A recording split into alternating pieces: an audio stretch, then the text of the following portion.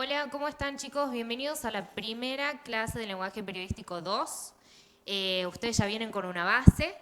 Este año nos vamos a centrar en nuevos géneros periodísticos, que ya en el avance de las clases vamos a ir aprendiendo cuáles son esos nuevos géneros periodísticos que vamos a estar viendo este año, ¿sí? Pero de igual forma vamos a refrescar la memoria y nos vamos a plantear qué es el lenguaje periodístico y por qué es muy importante para nosotros los periodistas tener en cuenta cuáles son las características del lenguaje periodístico, ¿sí? Pensemos, ¿para qué nos sirve el lenguaje periodístico? ¿Sí? ¿Qué es? ¿Qué es lo que vamos a utilizar nosotros a lo largo de nuestra carrera? Tengamos en cuenta eso, ¿sí? El lenguaje periodístico es lo que cada periodista va a utilizar y que se va a diferenciar de cualquier otro profesional, así sea el lenguaje de publicidad, el lenguaje científico, cada uno tiene sus normas y sus características. Vamos a ver cuáles son las características del lenguaje periodístico en este caso, ¿sí? Estas características, aquí yo separé 4, pero no quiere decir que sean características fijas, seguras. Esto puede ir cambiando a medida que se va actualizando, que hay nuevas tecnologías, esto puede ir mutándose.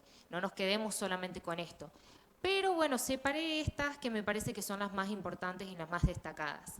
Una es la concisión. Tengamos en cuenta que la concisión es la precisión. Tenemos que ser precisos al momento de informar.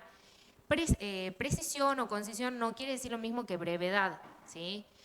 A veces podemos extendernos, no ser breves, pero sí ser precisos, saber qué es lo que estamos diciendo, entender qué es lo que el público quiere que nosotros expliquemos.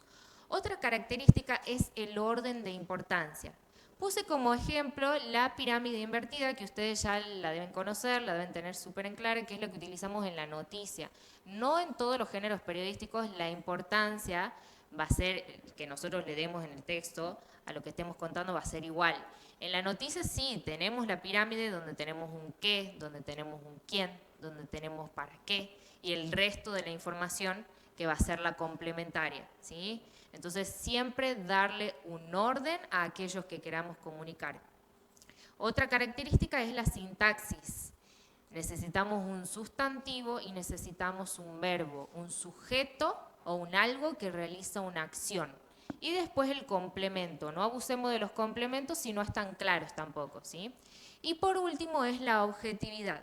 Esta característica la pensemos porque justamente este año vamos a ver nuevos géneros periodísticos que son los géneros de opinión y la objetividad no es una característica de este género, ¿sí?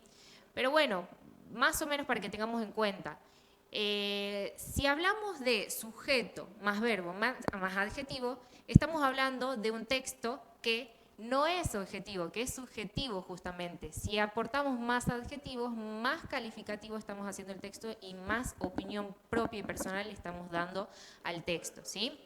Avancemos y pensemos. Avancemos con la diapositiva, muy bien.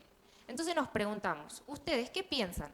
¿Estas características son aplicables a todos los géneros periodísticos? ¿Qué creen ustedes? Avancemos. Más o menos le di un adelanto y hemos hablado que la objetividad no es una característica del género periodístico de opinión.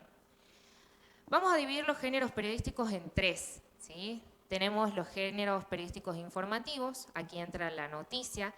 Dentro de los géneros periodísticos informativos son los que más coinciden con las características que le di en un principio, y es lo que más o menos ya vieron el año pasado. Y tenemos aparte los géneros de opinión y de interpretación. En los géneros de opinión este año nos vamos a centrar en 2 tipos de géneros, que es la editorial y la columna. Y en los géneros interpretativos nos vamos a centrar en la crónica y en la entrevista interpretativa, que no cumplen tanto las características que hemos visto en un principio, ¿sí? Sigamos avanzando. Aquí tenemos una breve definición de lo que es el género periodístico informativo. En este caso tenemos que tener en cuenta que tiene que ser algo conciso, que tiene que ser real, que el único objetivo es informar, que tiene que tener un orden, casi nada de adjetivos, no tenemos que darle tanta opinión a lo que estamos diciendo, es algo crudo, una noticia cruda, ¿sí? Avanzamos.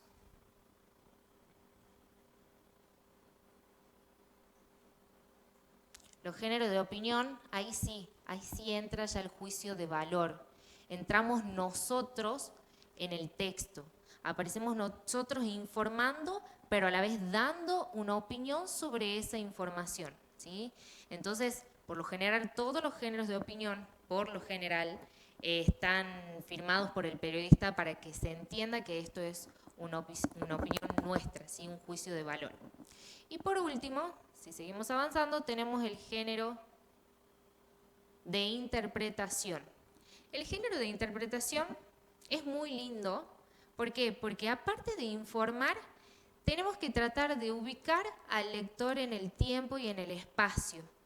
Se dice que es un género híbrido justamente por eso, porque tenemos que cumplir con todas las características de un género informativo, pero a la vez podemos caracterizar al espacio para que el lector se sienta dentro de la noticia o de la información que estamos dando, ¿sí?